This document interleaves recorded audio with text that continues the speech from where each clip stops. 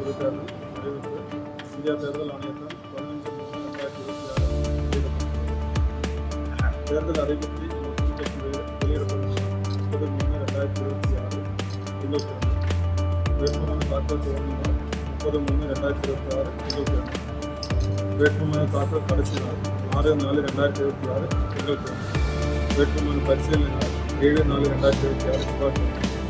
வேட்புமனு விலகிக் கொள்வதற்கான கடைசி நாள் அதாவது ரிட்டோல் டேட் 9/4/2026 வியாழக்கிழமை. போட்டியிடும் வேட்பாளர்களுக்கு சின்னம் 9/4/2026 போட்டியிடும் வேட்பாளர்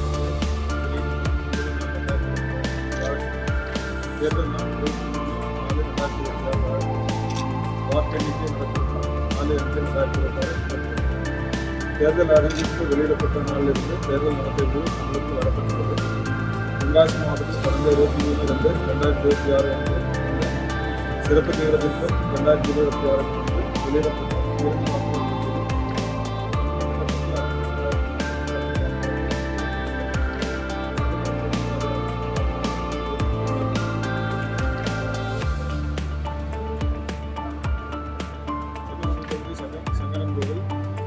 மொத்த வாக்காளர்கள் எண்ணிக்கை 2,36,532.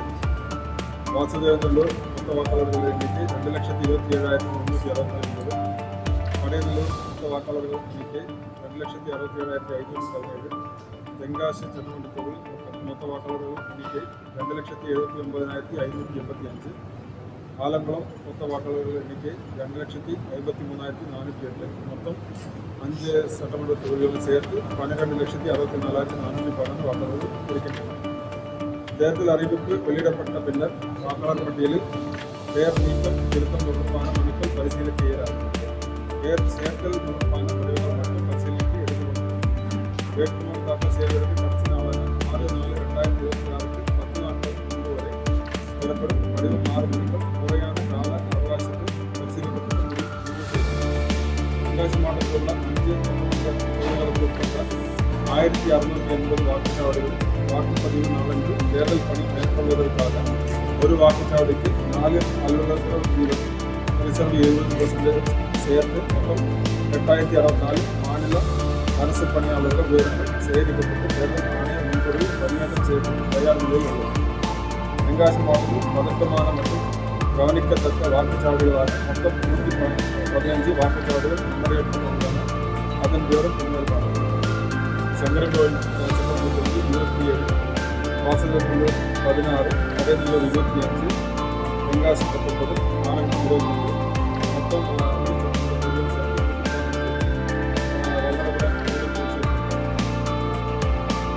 தேர்தல் கருதியாகவும் நியாயமாகவும் நடைபெறுவதை உறுதி செய்தனர். மேற்படி வாக்குச்சாவடி மையங்களில் உள்ள வாக்குச்சாவடிகளை கண்காணித்த முன் பார்வையாளர்கள் அதாவது மைக்ரோ அப்சர்வர்ஸ் நியமிக்கப்பட உள்ளனர். தென்காசி மாவட்டத்தில் மாற்றுத்திறனாளி வாக்காளர்கள் அதாவது PWDs 13,992 நபர்கள் உள்ளனர். முதல் முறையாக வாக்காளர்கள் அதாவது 18-19 வயசு இருக்கிறவர்கள் 30,040 நபர்கள் உள்ளனர். தென்காசி மாவட்டத்தில் நடைபெறவுள்ள சட்டமன்ற பொதுத் தேர்தலுக்கு பயன்படுத்த உள்ள இந்தியா தேர்தல் ஆணைய மின்னணு வாக்குப்பதிவு இயந்திரம் மற்றும் விவிபேட்கள் ஆகியவை முதல் நிலை சரிபார்ப்பு பணி அதாவது FLC ஃபர்ஸ்ட் லெவல் செக்கிங் முடிவற்று தென்காசி வேளாண்மை ஒழுங்குமுறை விற்பனை கூட கிட்டங்கில் பாதுகாப்பாக கீழ்கண்ட விவரப்படி இருப்பு வைக்கப்பட்டுள்ளது. கட்டுப்பாட்டு கருவி அதாவது CU இன்க்ளூடிங் கெசல் 20% சேர்த்து 2,372 இருக்கு. வாக்குப்பதிவு கருவி பேலட் யூனிட் இன்க்ளூடிங் கெசல் 20% சேர்த்து 2,216 இருக்கு. விவிபேட் கருவி இன்க்ளூடிங் கெசல் 30% சேர்த்து 2,390.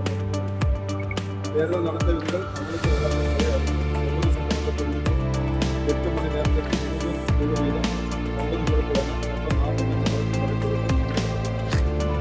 மேலும் ஒவ்வொரு சட்டமன்ற தொகுதிக்கும் 8 மணி நேரத்திற்கு 3 வீதம் 9 கொடுத்துள்ளன. மொத்தம் 40 நிலையான கண்காணிப்பு குழுக்கள் அமைக்கப்பட்டு 26 மணி நேரம் அமைக்கப்பட்டுள்ளன. அதாவது 45 சப்எஸ்டி டீமும் 45 SST டீம் ஆல்ரெடி வேலையில் இருக்கு.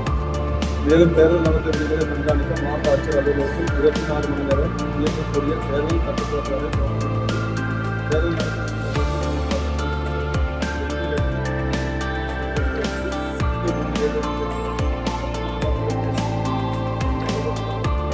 தேர்தல் ஆணையத்தால்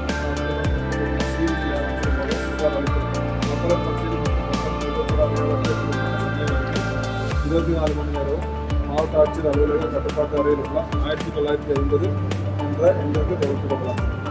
பொதுமக்கள் அளித்திடும் தேர்தல் விதிமீறல்கள் தொடர்பான புகார்கள் உடனடியாக சம்பந்தப்பட்ட வழக்குத்துறை மற்றும் நிறுவனத்திற்கு 100 நிமிடத்திற்குள் நடவடிக்கை எடுக்கப்பட்ட வீதம் உடனடியாக தேர்தல் ஆணையத்திற்கு அறிக்கை அனுப்பப்படும். தேர்தல் நடத்தை அமலுக்கு வரப்பட்டுள்ளதால் அரசு வளாகம் அல்லது கட்டிடங்களில் உள்ள அரசியல் கட்சி விளம்பரங்கள், சுவர் விளம்பரங்கள் 24 மணி நேரத்திற்குள் அழித்து அகற்றப்பட வேண்டும். பொது வளாகம் அல்லது கட்டிடங்களில் பேருந்து நிறுத்தம், ரயில்வே நிலையம், பாலங்கள், மின்கம்பங்கள், உள்ளாட்சிகள் உட்பட்ட கட்டிடங்கள் உள்ள அரசியல் கட்சி விளம்பரங்கள், சுவர் விளம்பரங்கள், பதாகைகள் போன்றவை 48 மணி நேரத்திற்குள் அழித்து அகற்றப்பட வேண்டும். தனியார் வளாகம் கட்டிடங்களில் உள்ள அரசியல் கட்சி விளம்பரங்கள், சுவர் விளம்பரங்கள், கட்சிக் கொடிகள் 72 மணி நேரத்திற்குள் அழித்து அகற்றப்பட வேண்டும். மக்கள் பிரதிநிதித்துவ சட்டம் 1951-20/77 படி தேர்தலில் போட்டியிடும் ஒவ்வொரு வேட்பாளரும் அவருடைய பெயரிலோ அல்லது அவரால் அதிகாரிகள் அளிக்கப்பட்ட முகவரின் பெயரிலோ தேர்தல் செலவினருக்கென்று தனியே ஒரு வங்கிக் கணக்கு துவங்கிட வேண்டும். மேற்படி வங்கிக் கணக்கு அவர் வேட்புமனு தாக்கல் செய்த நாளிலிருந்து தேர்தல் முடிவுகள் வெளியிடப்படும் நாள் வரையிலான காலம் வரை துவங்கும். மக்கள் பிரதிநிதித்துவ சட்டம் பிரிவு 127A என்பது போஸ்டர்கள்,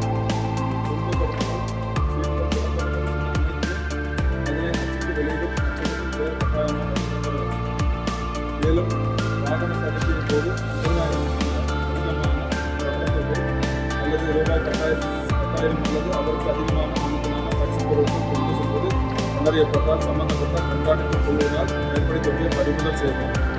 இந்தியா தண்டனை சட்டம் பிரிவு 177 படி எவரேனும் ஒரு வேட்பாளரின் எழுத்து மூலமான பொது அல்லது சிறப்பு அனுமதியின்றி ஏதாவது ஒரு பொதுக்கூட்டம் நடத்துவதற்காக செலவு செய்தால் அல்லது செலவை அனுமதித்தால் அன்னார் அபராதத்துடன் தண்டிக்கப்படுவார். அங்கீகரிக்கப்பட்ட அரசியல் கட்சியினருக்கான தேர்தல் ஆலோசனை கூட்டம், தங்கும் விடுதிகள், அச்சக உரிமையாளர்கள், தனியார் வங்கியாளர்கள் மற்றும் தேசியமயமாக்கப்பட்ட வங்கிகள் ஆகியவற்றுக்கான கூட்டங்கள் நடத்தப்பட்டு அவர்களுக்கு தேர்தல் விதிமுறைகள் எடுத்துரைக்கப்படும். நன்றி. வேட்புமனு தாக்கல்ல இடையில டேட் வந்து சனி ஞாயிறு சாட்டர்டே சண்டே வருது. அதில் சாட்டர்டே சண்டே பொறுத்தவரையில் வேட்புமனு தாக்கல் கவர்மெண்ட், அதாவது பப்ளிக் ஹாலிடேஸ் மட்டும்தான் இல்லாமல் இருக்குது. பப்ளிக் ஹாலிடேஸ்னா நெகோஷியபிள் அதில் 2வது சனிக்கிழமை 4வது சனிக்கிழமை வந்து அலோவ் பண்ணுவோம். அதாவது நெக்ஸ்ட் சனிக்கிழமை வந்து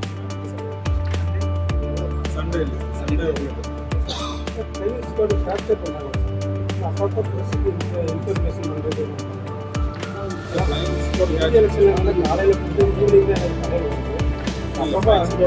டீட்டெயில்ஸ் எல்லாம் டீட்டெயில்ஸ் இந்த உங்களுக்கு தகவலை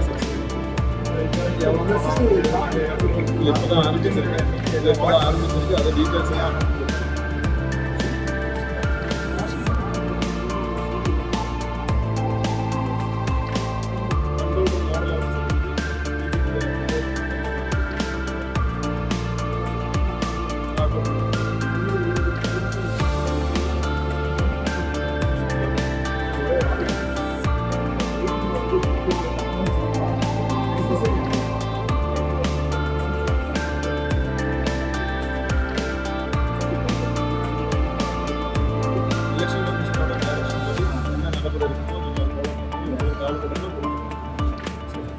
எலெக்ஷன் மாஸ்கோட் வந்து வெளியிடுவோம்.